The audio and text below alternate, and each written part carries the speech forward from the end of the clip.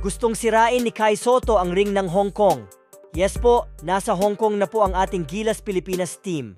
Kahapon ay nakarating na nga ang ating mga pambato sa Hong Kong para doon ipagpatuloy ang pag-ensayo at paghandaan ang kanilang unang laban sa first window ng FIBA Asia Cup Qualifiers kontra sa Hong Kong na magaganap na bukas, February 22, alas 8 ng gabi.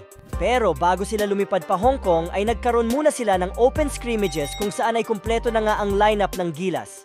Present pa rin si Abay Junmar Fajardo at AJ Edu para sumuporta sa Gilas kahit nga may iniindang injury ang dalawa. Solid ang pinakitang training ng mga Gilas players at ni Coach Tim Cone at nabigyan pa nga ng pagkakataon ang mga solid supporters ng ating mga pambato na present sa naganap na open training. At ayun na nga, matapos ang huling training nila dito sa Pinas ay tumungo na nga kahapon ang Gilas team sa Hong Kong. Kasama pa rin si Abay Junmar at AJ Edu. Todo suporta pa rin ng dalawa. Doon na magpapatuloy sa paghahanda ang Gilas team. Spotted pa nga si Kai Sotto na kondisyong na gusto pa yatang sirain nito ang ring sa Hong Kong. 11 players lang ang magagamit ni Coach Tim Cone sa first window dahil nga injured ang dalawang big man.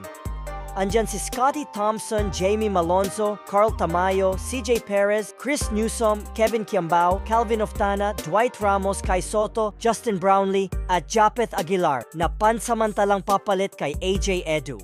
Isa sa pinaka-inaabangan na performance ng mga fans ay itong si Kevin Kiambao na napaka-athletic, pwede sa loob at labas ang posisyon. Kaabang-abang din ang magiging tandem ni Justin Noypi at Kai Sotto. Confident naman daw ang Gilas team dito sa first window dahil nga hindi naman gaanong kalakasan ang dalawang bansa na makakalaban. Sabi pa nga ni Dwight Ramos ay 2-0 ang magiging resulta pero hindi pa rin dapat makumpiyansa. Maraming salamat sa panonood mga idol. Please follow and subscribe for more updates.